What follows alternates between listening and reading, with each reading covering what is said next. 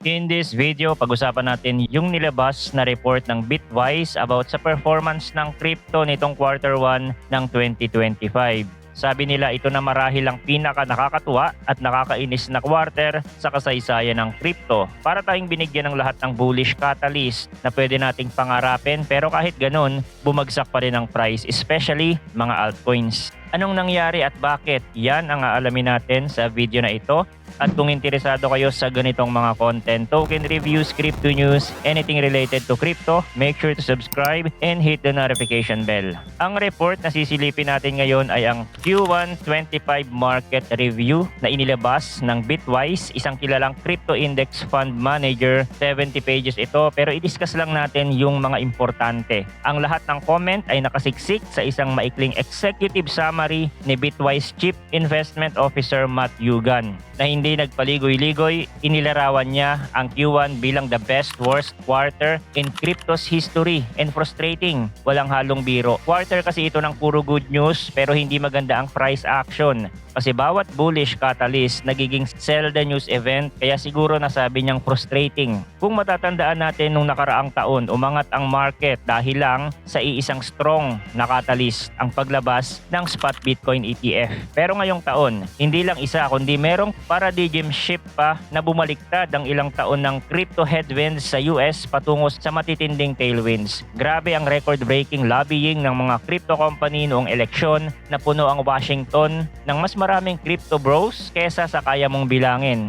Biglang napalitan ang dating regulatory nightmare ng 2020s at may agenda na gawing masigla ang crypto market. Sineryoso agad ni President Trump ang pangako niyang gumawa ng strategic Bitcoin reserve at nagulat pa ang marami nang i-anunsyo niya ang karagdagang digital asset stockpile para sa mga made in the US altcoins. Hindi bababa sa 23 states ng US ang nagpakilala ng mga panukalang batas para magtatag ng sariling Bitcoin reserves, payagan ang paggamit ng public funds sa crypto investment o gumawa ng regulatory framework para sa digital assets. Sa 18 states, umusad na ang bills sa legislative committees. Pinakakapansin-pansin sa North Carolina, gusto nilang pahintulutan na hanggang 10% ng public funds ang mailagay sa Bitcoin ETF at iba pang crypto. Samantala, ang gera ng SEC kontra crypto biglang natigil. Binawi ang mga mabibigat na anti-crypto guidance at enforcement action. Umuulan ng pagbasura sa mga kasong isinampa nila laban kina Coinbase, Ripple, Uniswap, Binance at marami pang iba.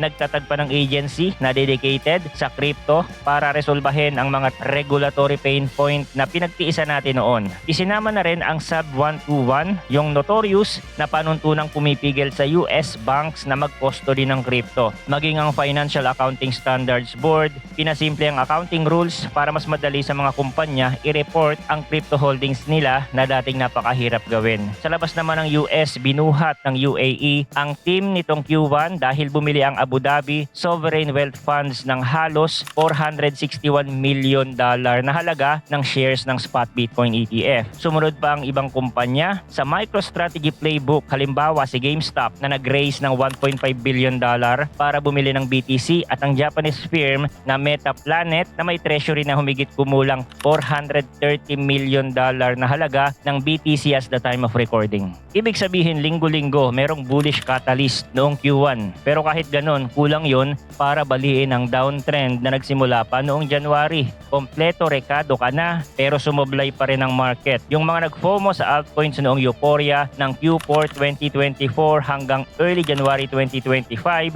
grabe ang parusang inabot. Lahat halos nang nag-try mag-buy the dip noong late January, February o March, parang nag-DCA pababa hanggang umabot sa rock bottom. Nalimutan ng marami na kahit bumagsak na ng 50% ang asset, pwede pa rin bumagsak ng karagdagang 99%. Sinuri ng Bitwise ang quarterly performance ng 10 major cryptos at nalamang si XRP lang ang nagtapos ng green at manipis pa ito, 0.32%. Lahat ng iba mula Bitcoin, Polkadot, Cardano, Solana, Avalanche, Sui at iba pa, mas malaki ang binaon. Si Bitcoin natapyasan ng 12%, si Solana minus 35%, Avalanche negative 48% at Sui negative 45%. Samantalang itong mga nabanggit natin ay maswerte pa kung tutuusin. Sa labas ng top 10, tunay na altcoin disaster. Bawat chart parang tragedy. Isang halimbawa, virtual mula $4.61 naging 0.5 $0.47, AI16Z mula $2.34 naging $0.13.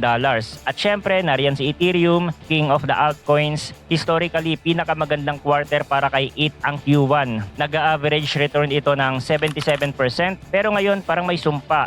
2 beses na reject si Ethereum sa major resistance na $4,000 noong December. Tapos unti-unting nag-bleed pabalik sa ilalim ng 1,500.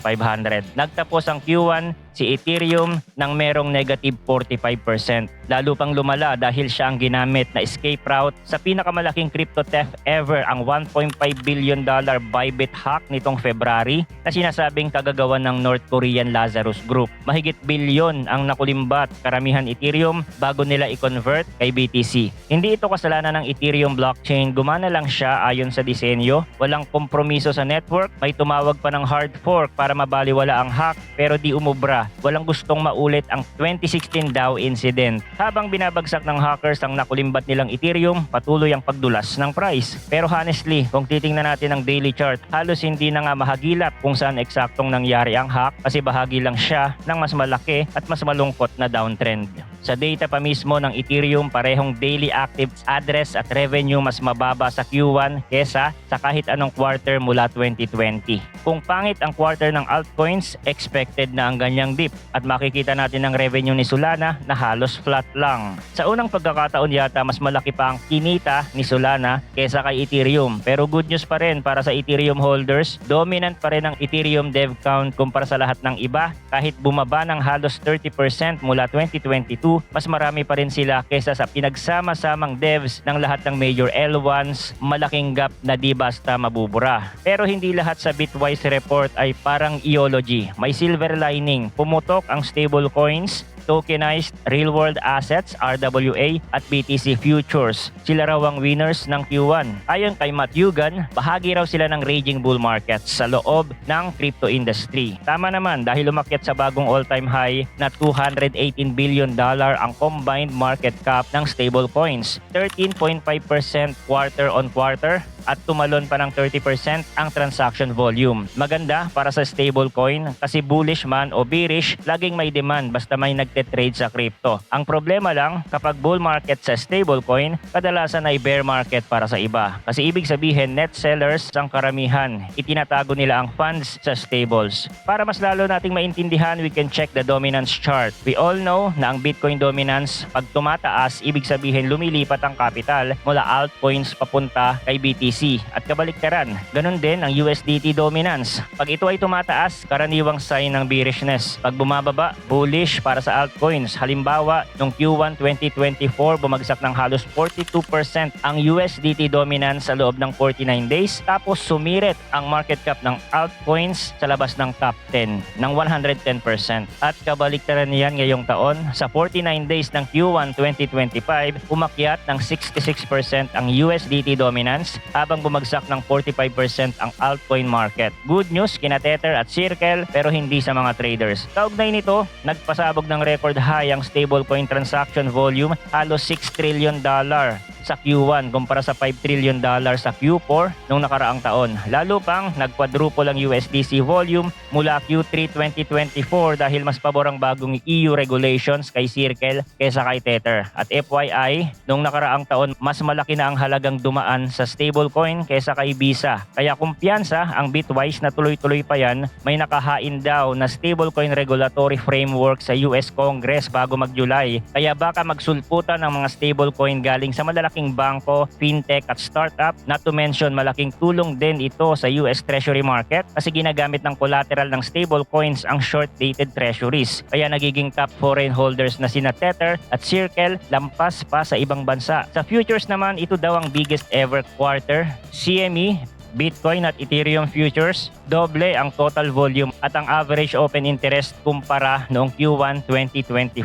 Tinatayang $830 billion BTC volume at $150 billion Ethereum sa quarter 1 habang ang open interest halos $16 billion BTC at $2.2 billion Ethereum. Bumuhos ng husto ito pagkatapos ng election win ni Trump. Malinaw na lumalakas ang institutional appetite. Hindi rin pahuhuli ang tokenized real-world assets mula $12 billion noong mid-2024, halos $20 billion na ngayon. Sa $20 billion na yan, $4.5 billion ang tokenized US Treasuries, gawa ni na BlackRock, Franklin Templeton at Ondo Finance. Mabilis itong lumalaki dahil sila ang pinakaliteral na TradeFi crypto crossover, kaya natural lang. Pero ang pinakamatinding macro catalyst ngayong 2025, tumataas muli ang global money supply. Matapos ang ilang taong paghihigpit, maraming central bank ang nagsasabing mag-i-ease na sila, palalakihin ang M2. Historically, tuwing lumolobo ang M2, umaakyat ang risk asset lalo na si BTC at ayon sa Bitwise, nasa inflection point na tayo. Sumipa si BTC palabas ng Q1 downtrend pagkaraang sumadsad sa 74,500 noong unang linggo ng April. Nag-double bottom tapos unti-unting umakyat hanggang halos $95,000.